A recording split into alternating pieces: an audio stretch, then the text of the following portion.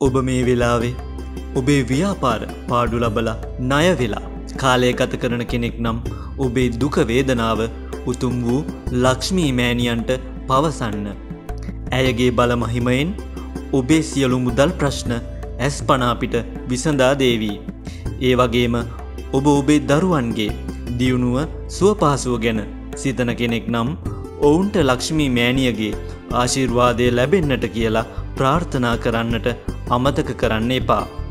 අද මන්ත්‍ර චැනලය ඔස්සේ ඔබ වෙත රැගෙන එන්නේ හදිසි ධන වාසනා ලොතරැයි වාසනා රැගෙන එන්නට බලයක් ශක්තියක් ඇති ප්‍රබල මන්ත්‍රයක්. ඉතින් මේ මන්ත්‍රයෙන් ඔයාගේ ජීවිතයට සාර්ථකත්වයක් ලැබේවා කියලා හිතාගෙන මන්ත්‍රය හරියටම දින 21ක් ශ්‍රවණය කරන්න. ඒ වගේම මන්ත්‍රය මුල ඉඳලා අවසන් වෙනකම් ශ්‍රවණය කිරීමෙන් තමයි 100% ප්‍රතිඵල ලබා ගන්නට පුළුවන් වෙන්නේ. ඔබට කෝටිපති වරම් ලැබීමට වාසනාව ඇතත් ඒ සියල්ල වළකාලන දෝෂ ඔබේ ජන්ම කේන්ද්‍රයේ ඇති බව ඔබ දන්නවාද? එම දෝෂ සියල්ල දුරු කිරීමට සමත් ඉන්දියාවෙන් ගෙන්වන ලද මේ බල සම්පන්න යන්ත්‍රය ඔබට ලබා ගැනීමට දැන් ඇමතුමක් ලබා දෙන්න. 074යි 022යි 0600. තුග ඉතා සීමිත බැවින් දැන් මෑනවුම් කරන්න. එසේනම් මෙතෙන් පටන් සංසුන් වූ ඉරියව්වකින් සිට මේ මන්ත්‍රය ශ්‍රවණය කිරීම ආරම්භ කරන්න. දේවාශිර්වාදය ලබා ගැනීම සඳහා වීඩියෝ එකට ලයික් කර ඔබේ ප්‍රාර්ථනාව කමෙන්ට් කරන්න.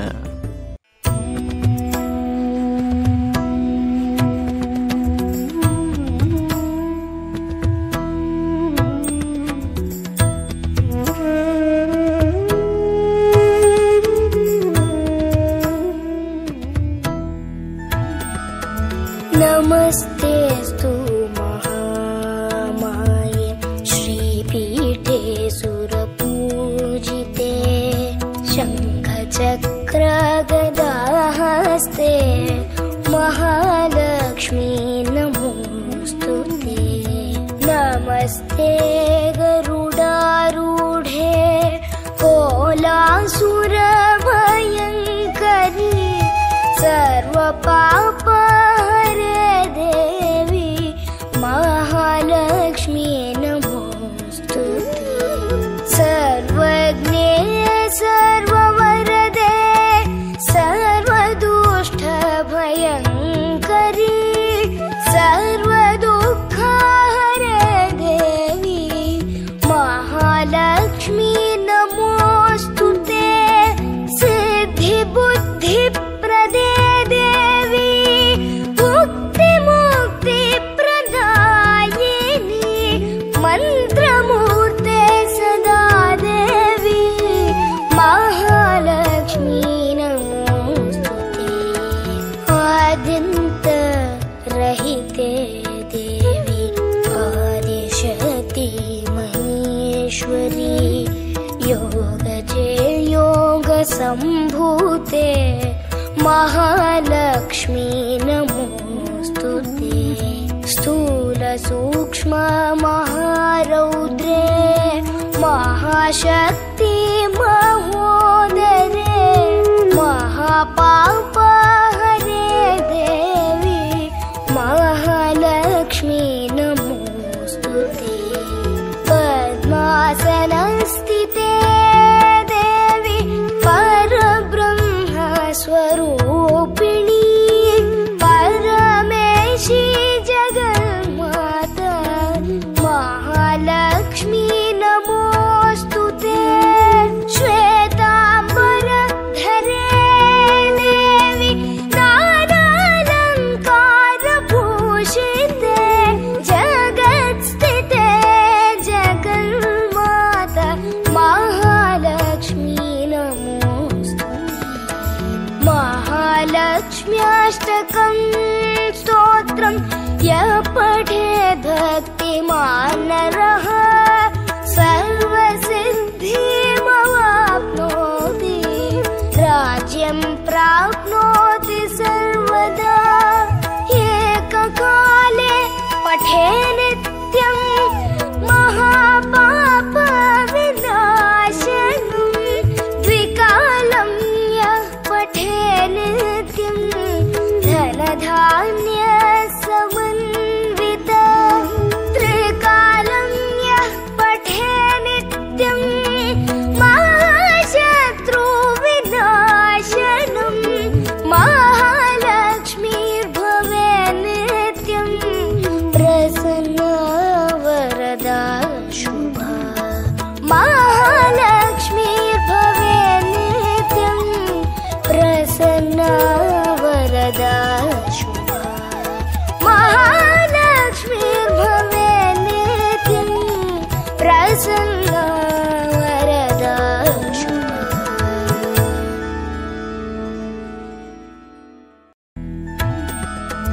नमस्तेऽस्तु महामाये श्रीपीठे सुरपूजिते शङ्खचक्रगदाहस्ते महालक्ष्मी नमोऽस्तुते। नमस्ते गरुडारूढे कोलासुरभयङ्करी सर्वपापहरे देवी महालक्ष्मी नमोऽस्तुते। सर्वज्ञे सर्ववरदे सर्वदुष्टभयङ्करी सर्वदुःखहरे देवी महालक्ष्मी नमोऽस्तुते। सिद्धिबुद्धिप्रदे देवी मुक्तिमुक्तिप्रदायिनी मन्त्रमूर्ते सदा देवी महालक्ष्मी नमोऽस्तुते। आद्यन्तरहिते देवी आदिशक्ति महेश्वरी योगजे योगसम्भूते महालक्ष्मी नमोऽस्तुते। स्थूलसूक्ष्म महारौद्रे महाशक्ति महोदरे महापापहरे देवी महालक्ष्मी नमोऽस्तुते। पद्मासनस्थिते देवी परब्रह्मस्वरूपिणी परमेशी जगन्माता महालक्ष्मी नमोऽस्तुते। श्वेताम्बरधरे देवी नानालङ्कारभूषिते जगत्स्थिते जगन्माता महालक्ष्मी नमोऽस्तुते। महालक्ष्म्याष्टकं स्तोत्रं यः पठेत् भक्तिमान् नरः सर्वसिद्धिमवाप्नोति राज्यं प्राप्नोति सर्वदा। एककाले पठे नित्यं महापापविनाशनं द्विकालं यः पठे नित्यं धनधान्यसमन्वितं त्रिकालं यः पठे नित्यं महाशत्रुविनाशनं महालक्ष्मीर्भवे नित्यं प्रसन्ना वरदा शुभा महालक्ष्मीर्भवे नित्यं प्रसन्ना वरदा शुभा महालक्ष्मीर्भवे नित्यं प्रसन्ना वरदा शुभा।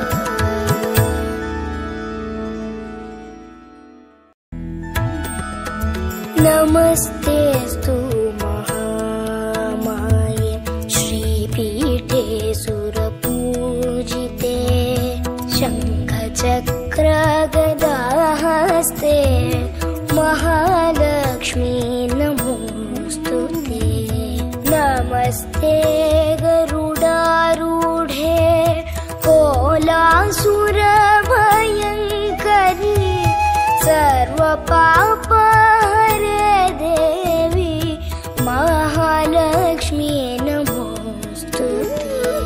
सर्वज्ञे सर्ववरदे सर्वदुष्टभयङ्करी सर्वदुःखहरे देवी महालक्ष्मी नमोऽस्तुते।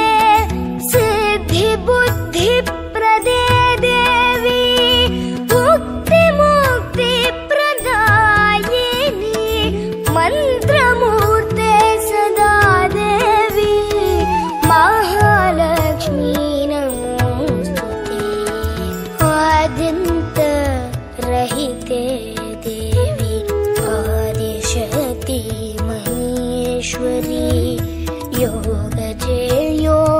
योगसम्भूते महालक्ष्मी नमोस्तुते स्थूलसूक्ष्म महारौद्रे महाशक्ति महोदरे महापापहरे देवी महालक्ष्मी नमोस्तुते पद्मासनस्थिते देवी परब्रह्मस्वरूपिणी परमेशी जगन्माता महालक्ष्मी नमोस्तुते श्वेताम्बरधरे देवी नानालङ्कारभूषिते जगत्स्थिते जगन्माता महालक्ष्मी नमोस्तुते महालक्ष्म्याष्टकं स्तोत्रं यः पठेत् भक्तिमान् नरः सर्वसिद्धिमवाप्नोति राज्यं प्राप्नोति सर्वदा एककाले पठे नित्यं महापापविनाशनं द्विकालं यः पठे नित्यं धनधान्यसमन्वितः त्रिकालं यः पठे नित्यं महाशत्रुविनाशनं महालक्ष्मीर्भवे नित्यं प्रसन्ना वरदा शुभा महालक्ष्मीर्भवे नित्यं प्रसन्ना वरदा शुभा महालक्ष्मीर्भवे नित्यं प्रसन्ना वरदा शुभा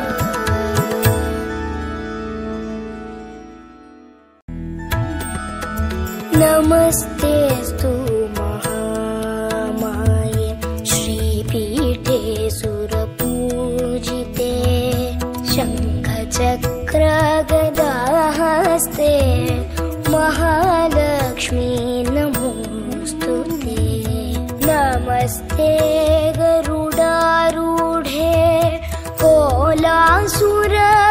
कोलासुरभयङ्करी सर्वपापहरे देवी महालक्ष्मी नमोस्तुते सर्वज्ञे सर्ववरदे सर्वदुष्टभयङ्करी सर्वदुःखहरे देवी महालक्ष्मी नमोस्तुते सिद्धिबुद्धिप्रदे देवी मुक्तिमुक्तिप्रदायिनी मन्त्रमूर्ते सदा देवी महालक्ष्मी नमोस्तुते आद्यन्तरहिते देवी आदिशक्ति महेश्वरी योगजे योगसम्भूते महालक्ष्मी नमोस्तुते स्थूलसूक्ष्म महारौद्रे महाशक्ति महोदरे महापापहरे देवी महालक्ष्मी नमोस्तुते पद्मासनस्थिते देवी परब्रह्मस्वरूपिणी परमेशी जगन्माता महालक्ष्मी नमोस्तुते श्वेताम्बरधरे देवी नानालङ्कारभूषिते जगत्स्थिते जगन्माता महालक्ष्मी नमोस्तुते महालक्ष्म्याष्टकं स्तोत्रं यः पठेत् भक्तिमान् नरः सर्वसिद्धिमवाप्नोति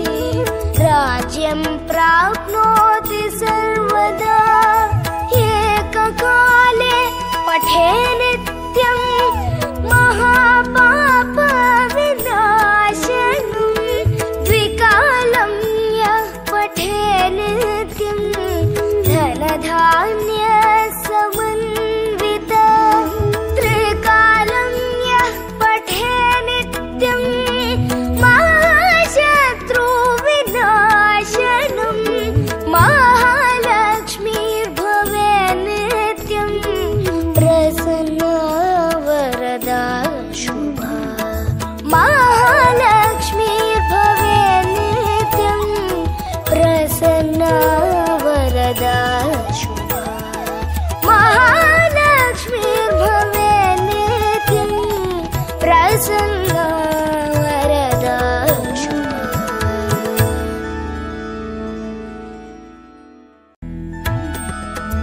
नमस्तेस्तु महामाये श्रीपीठे सुरपूजिते शङ्खचक्रगदाहस्ते महालक्ष्मी नमोस्तुते। नमस्ते गरुडारूढे कोलासुरभयङ्करी सर्वपापहरे देवी महालक्ष्मी नमोस्तुते। सर्वज्ञे सर्ववरदे सर्वदुष्टभयङ्करी सर्वदुःखहरे देवी महालक्ष्मी नमोस्तुते। सिद्धिबुद्धिप्रदे देवी मुक्तिमुक्तिप्रदायिनी मन्त्रमूर्ते सदा देवी महालक्ष्मी नमोस्तुते। आद्यन्तरहिते देवी आदिशक्ति महेश्वरी योगजे योगसम्भूते महालक्ष्मी नमोस्तुते। स्थूलसूक्ष्म महारौद्रे महाशक्ति महोदरे महापापहरे देवी महालक्ष्मी नमोस्तुते। पद्मासनस्थिते देवी परब्रह्मस्वरूपिणी परमेशी जगन्माता महालक्ष्मी नमोस्तुते। श्वेताम्बरधरे देवी नानालङ्कारभूषिते जगत्स्थिते जगन्माता महालक्ष्मी नमोस्तुते। महालक्ष्म्याष्टकं स्तोत्रं यः पठेत् भक्तिमान् नरः सर्वसिद्धिमवाप्नोति राज्यं प्राप्नोति सर्वदा। एककाले पठे नित्यं महापापविनाशनं द्विकालं यः पठे नित्यं धनधान्यसमन्वितं त्रिकालं यः पठे नित्यं महाशत्रुविनाशनं महालक्ष्मीर्भवे नित्यं प्रसन्ना वरदा शुभा। महालक्ष्मीर्भवे नित्यं प्रसन्ना वरदा शुभा। महालक्ष्मीर्भवे नित्यं प्रसन्ना वरदा शुभा।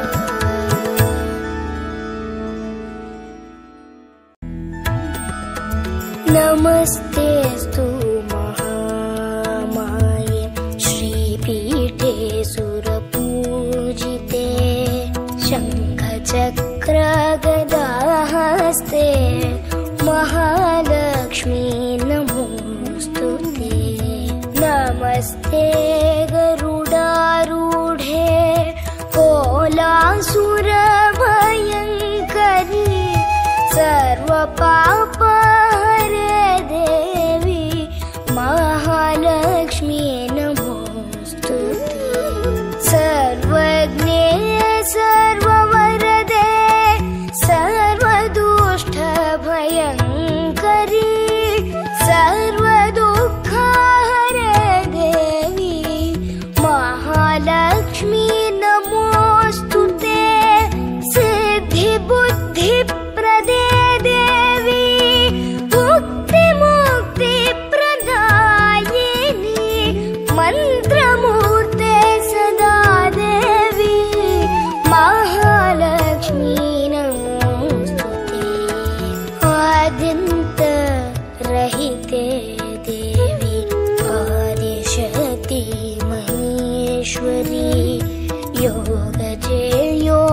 सम्भूते महालक्ष्मी नमोस्तुते स्थूल सूक्ष्म महारौद्रे महाशक्ति महोदरे महापाप हरे देवी महालक्ष्मी नमोस्तुते पद्मासनस्थिते देवी परब्रह्म स्वरूपिणी परमेशी जगन्माता महालक्ष्मी नमोस्तुते श्वेताम्बरधरे देवी नानालङ्कारभूषिते जगत्स्थिते जगन्माता महालक्ष्मी नमोस्तुते महालक्ष्म्याष्टकं स्तोत्रं यः पठेत् भक्तिमान् नरः सर्वसिद्धिमवाप्नोति राज्यं प्राप्नोति सर्वदा एककाले पठे नित्यं महापापविनाशनं द्विकालं यः पठे नित्यं धनधान्यसमन्वितं त्रिकालं यः पठे नित्यं महाशत्रुविनाशनं महालक्ष्मीर्भवे नित्यं प्रसन्ना वरदा शुभा महालक्ष्मीर्भवे नित्यं प्रसन्ना वरदा शुभा महालक्ष्मीर्भवे नित्यं प्रसन्ना वरदा शुभा